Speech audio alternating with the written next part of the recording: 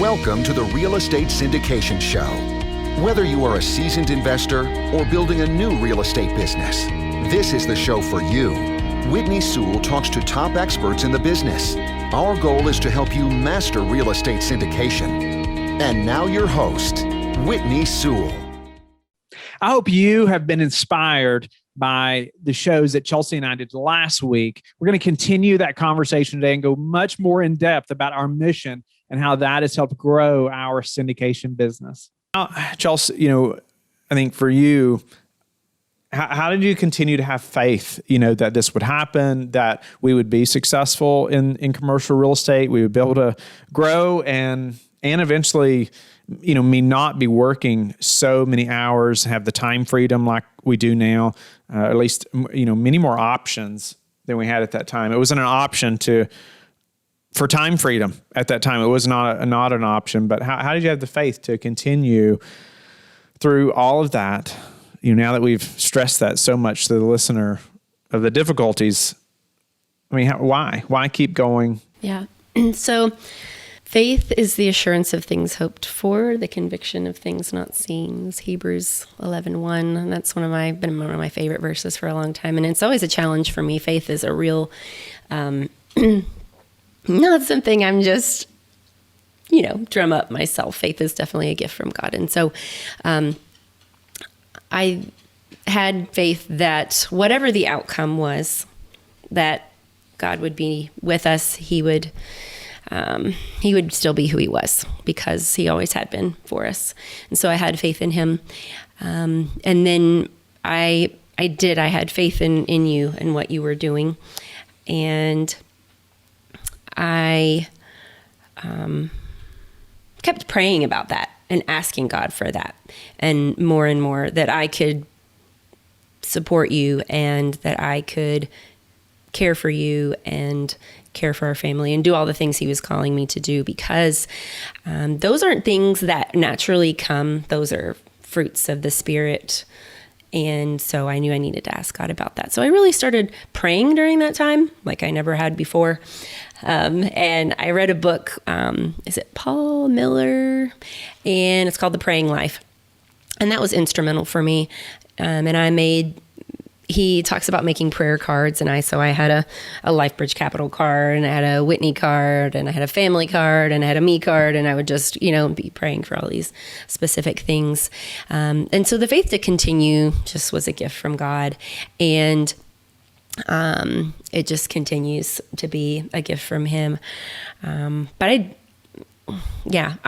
I could see what you were doing, and I could see that you had faith, and it was really contagious for me to feel the same way.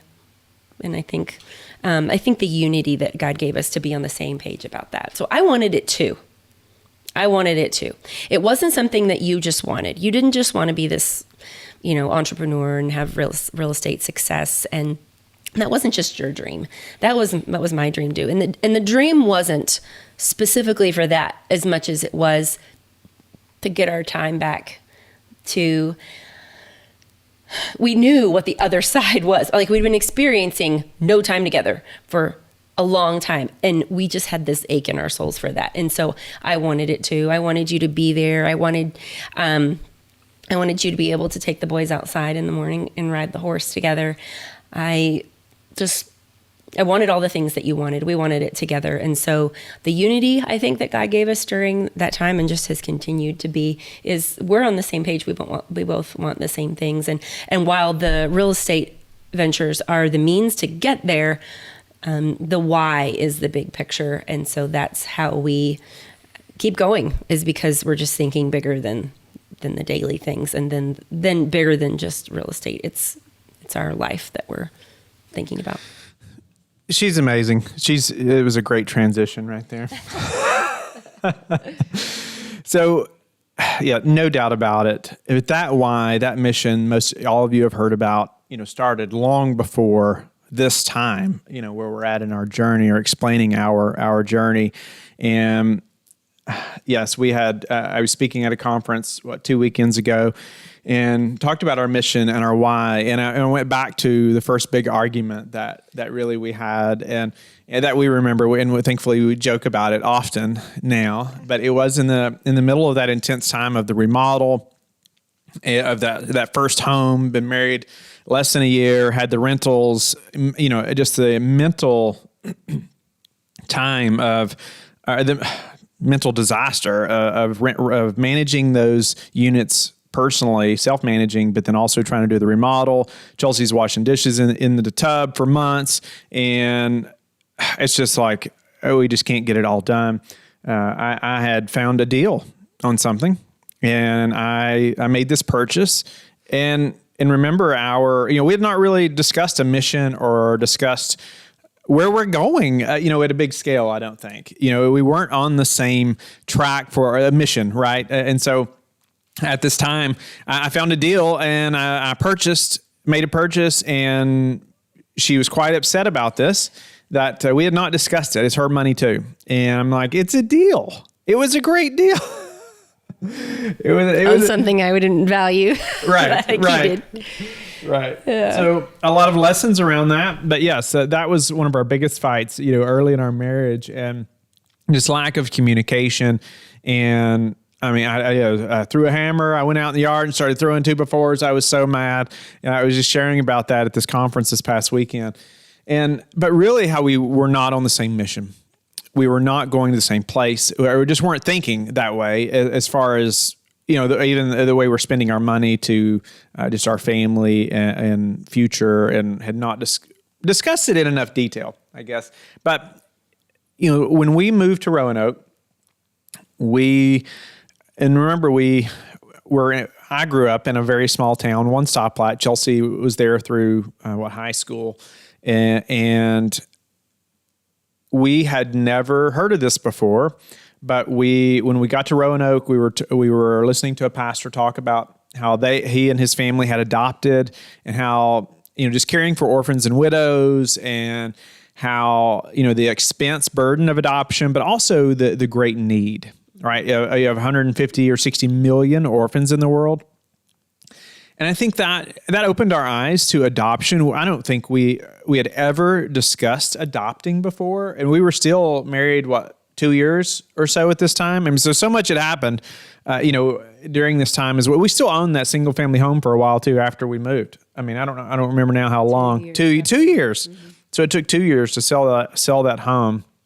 And so doing all of that after moving, but with the first weekend we were in Roanoke, we were listening to this pastor, and on our way home, the only thing I could remember asking ourselves is why would we not adopt? It seemed that simple to us.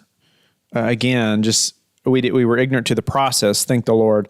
But I mean, it seemed that simple. Is that what you remember, Chelsea? Yeah, it is. I think God gave us both just faith for it to jump in, and just it was what God wanted us to do, and He gave us the feet to obey and to do it. Yeah. So, within a week, Chelsea turned in our application to adopt from Ethiopia. 2 years later, Samuel came home from Ethiopia. We make 2 last-minute trips to Ethiopia. They call us on Monday and say, "Hey, your court appointment is Thursday. Would you Ethiopia. Like to come to Ethiopia?" Like, okay, yep. Again, we'll make excuses, make it happen. Just get on there. So we paid for last-minute business class flights. That's all we could get to Ethiopia. They were like $10,000 just for the flights for us to get there and back. But again, we were double income, no kids, and God provided for that adoption through, just our income that time. And so 2 years later, he came home. We thought it would probably take 2 more years, so we thought we better get started on another adoption. We started again, but domestically this time. And within 9 months, our second son, Elijah, came home through adoption. And then we had a 1-year-old and a newborn. God had originally really put 2 children on our hearts. And so we just kind of at the same time, I know when we think about adoption, we think about the great need. It should be more simple than it is to be able to adopt a sibling group or, bring a child home. However, it's just not. And so we felt like we were just really we just really wanted to keep going quickly. And so at that time, with a 1-year-old and a newborn, things are a little intense, and you're just caring for everybody and making sure no one drinks bleach that day and everybody's alive and gets fed by the end of the day. But now it's so sweet. They're the best friends, and they just don't know what to do without each other. So that was God's plan. But we did lots of fundraising. The Lord provided over $38,000 through fundraising for that second adoption. And that was trying, right? We didn't know how we were going to fund that, but we knew the Lord would provide for it, and He did in massive ways. We're so grateful for just the support of our family and our church family during that time. Obviously, that's long before commercial real estate, but all that the Lord was using to build this mission and why in us, preparing us, right, for where we're at now in such a big way. So then we get to when we were at the farm that we sold. Probably when we were praying for, we didn't put any stipulations on the child. You can be as specific as you want. Usually going through the adoption process, girl, boy, all these things, age, and we had just been open to whatever the Lord had for us. But we had 2 boys, and we were like, okay, Lord, it'd be nice to have a girl this time, right? And so we were matched, though. Or actually, after some time of being told no, we weren't matched with a child, and finally with a girl. And so we said, okay, Lord, whatever child, whatever child you have for us, we're good. We're gonna do our best. So we were matched with a little boy, and I thought, okay, Lord, this is we have another boy for us. Great, we're ready to go. And then started, we explained that process earlier, but we were matched. And after many months of being matched, it was a failed placement, quite devastating, the time loss and the money loss. But it was a few days after that failed placement. So many things around that situation, around all 3 situations. It's just amazing how all the details that had to work out to bring each of our children to our family. But failed placement, and then it's just many amazing details we won't share probably on the podcast, but the Lord had an amazing hand. But we were matched with a little girl, and we brought our daughter home, just as we had been praying. It's just amazing how the Lord did that. But all of that created a mission in Chelsea and I, the Lord used for good, and all those difficulties. And we've met so many families who won't pursue adoption because of that expense, right? It's so just limiting, right? When they see that price tag and, $50,000, $60,000 or so, they say, Whitney, that's more than I make in a year. How could we possibly pursue something like that? So Chelsea and I wanted to do something about that. And so before LifeBridge Capital ever started, we knew our mission.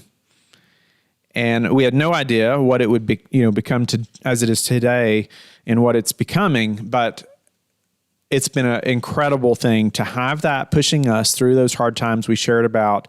And I would love for Chelsea to speak to this, because I talk about it often. It's like Chelsea's not into real estate specifically. Like, she's not a real estate entrepreneur, or she almost is at this point. But that wasn't her thing. It was like I could have been doing probably many things, and she would have been just as supportive. But this mission, she was behind 110%. Would you elaborate at all, Chelsea? Yeah. So I think like you said, the why started way back. I think hearing about the statistic of how many orphans there were, and then hearing the statistic about how many there were in Ethiopia alone, I think that started in our hearts the thought of, it makes all the difference for the one child that has a family. And we want to be faithful in doing that. And we think it's such a beautiful thing. And we want to be a part of Orphan Care, and just opening our home to children, caring for them, pointing them to Christ, praying for their salvation. However, we also want to affect more lives if we can. And I think it started way back then in our hearts. We just thought, and I think we said, like, we got to do something bigger. And it's not that the one adoption isn't huge, because it is. And I always tell families, thank you for your faith to open your home, because it does. I mean, it's just life-changing for everyone. So I think that dream started back then. And then as we continued through the adoption process 4 times, God, like you said, God used that to grow that mission in our hearts, and for us to say, we want God to bless our business, not only for us, not only for our time, not only, for the future for us, but also for his kingdom and the kingdom work that God's called us to be a part of specifically is just helping other families adopt as well. And when we were adopting, we just did everything to fundraise. We did things from t-shirts to yard sales to, we did like a puzzle. We did both hands projects. We did big ones and small ones, and we just did anything we could. And God used a lot of little things to kind of bring, our adoptions together.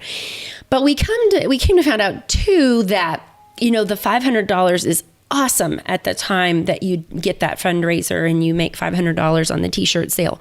But at the same time, when you're talking about $50,000, $60,000, it's so much work to do for just sometimes a drop in the hat. And so we really wanted to be able to just come alongside families and say, we're proud of you and we're thankful for your faith, and God's on your side, and he's using us to help you and to give this child a family. So, is it okay if I go ahead and share about the Please. Foundation? So that's why we started the Life Bridge Foundation. And our first year in real estate, God's enabled us to make that happen and to partner with families. And so we were able to partner with our first 3 families recently, and to be able to award sizable grants to them, and to be on the call with them, and to say, and these families that also had failed placements like us. And so to just be able to empathize and to, so you're usually at rock bottom financially after that, and to be able to come alongside them financially and say, yep, you can do it, keep going. And so we just both had tears in our eyes, because it's been the realization of this dream to be able to be a part of those families. So it's just so exciting for us to get that started and get that ball rolling, and to be able to give and affect the lives of children and families over the country and the world through adoption. So it's really been really beautiful. If you're interested in multifamily real estate but don't know how or where to begin, our guide on how to start investing in multifamily real estate breaks down everything you need to know about identifying good investments plus real-world examples. Download your copy in the show notes or visit lifebridgecapital.com/start now to start your journey in multifamily real estate. I think we have been probably criticized more times than I know of too, of just the commitment of giving so much.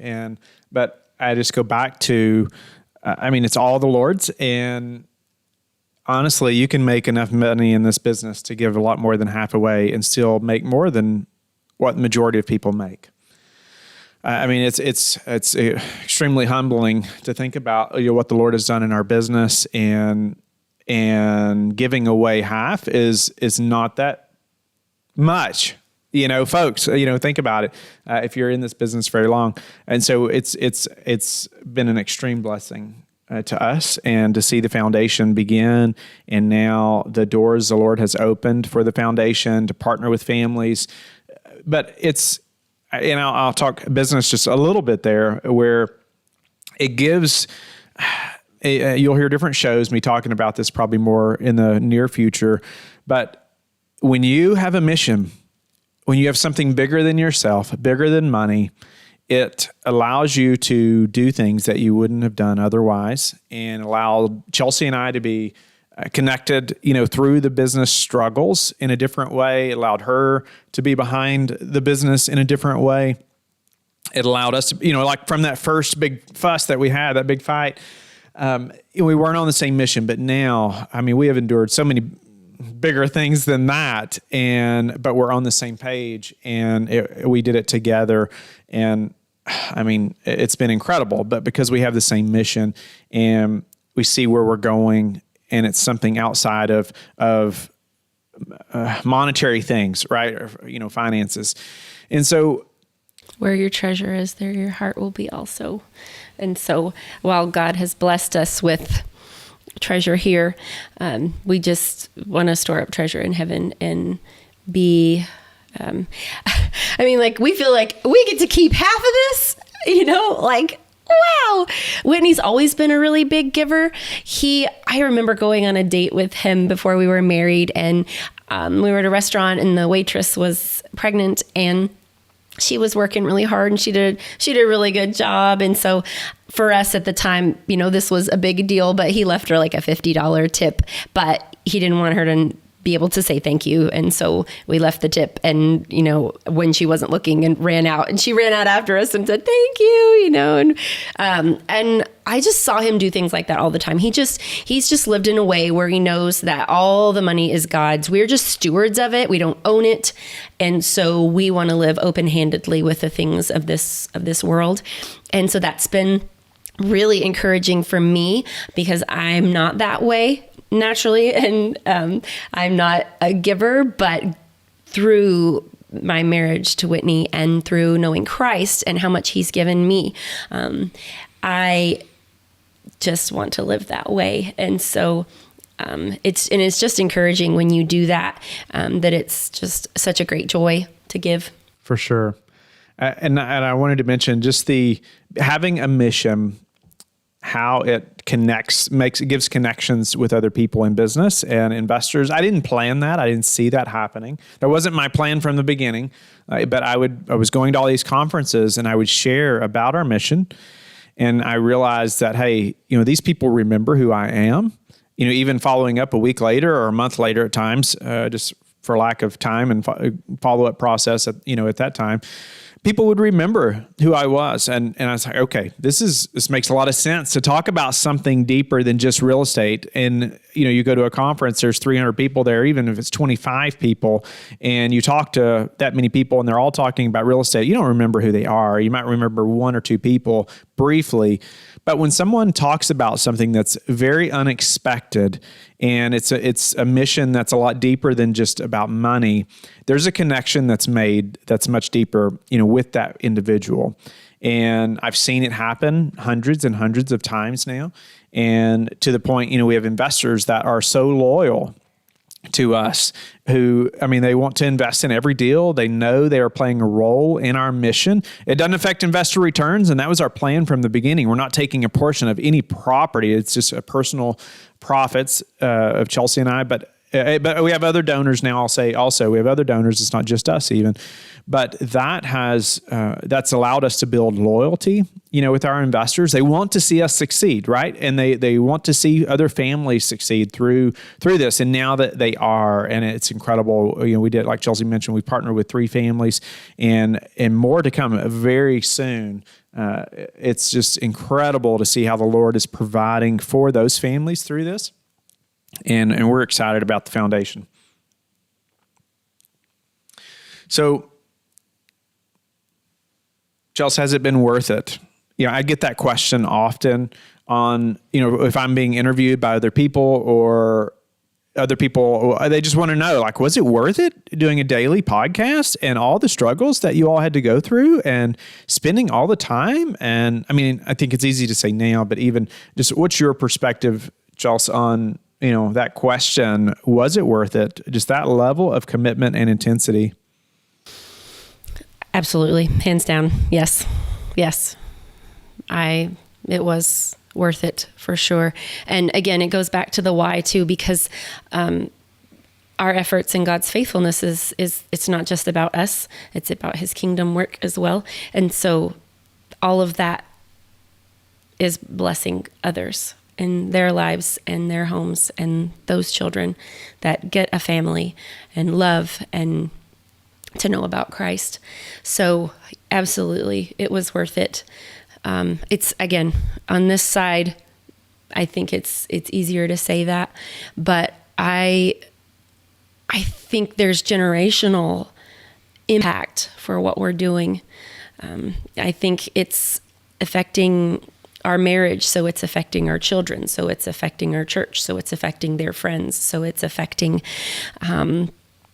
their, hopefully, we pray salvation for our children. That's our number one desire for them, that they would know and serve the Lord all their days. And so we pray that for them in our minds and over them. And we pray, for godly spouses for them and for their children. And so, it's, and because through all of this, God's given us time with them and for our family, that we can disciple them. We can share Christ with them. We can do Deuteronomy 6. We can talk about the Lord, when you sit and when you lie down and you walk by the way and all those things. It's just, we can't put a finger or a number or a value on it ever, I think. I think it's just such a long-term blessing, because it's given us just time with our children, time in our family, time to do things that we couldn't do otherwise. No doubt it's been worth it. And I know the listeners probably think, well, it's easy to say now, right? After we're on the other side. But somebody asked me one time, well, what if you had died during the process? And I thought it was a horrible question. But you can't just not do anything. You can't push yourself. What would you do if you weren't afraid? Amazing book. I've talked about it a lot recently on the show. Who Moved My Cheese? There's a children's version that I would highly suggest. We've been reading it to our boys since they were 4 and 6. Probably. And I read the children's version, and I like it too. It's encouraging. Over and over and over, we read that, and it's like, man, it is really good. But that's one of the quotes in there. What would you do if you were not afraid? It changes your thought process about commitments, right? And moving forward and things. But, our glue too, just that's held us together through all this, no doubt, is the Lord, and just that we both are striving to serve the Lord in our marriage and in our business. And that's the probably unity and mission before our big why of adoption and helping others, is just the why, the mission of being united in the Lord. And that's been crucial, to say the least. It's been crucial. Anything you want to add about that before we move on? Yeah.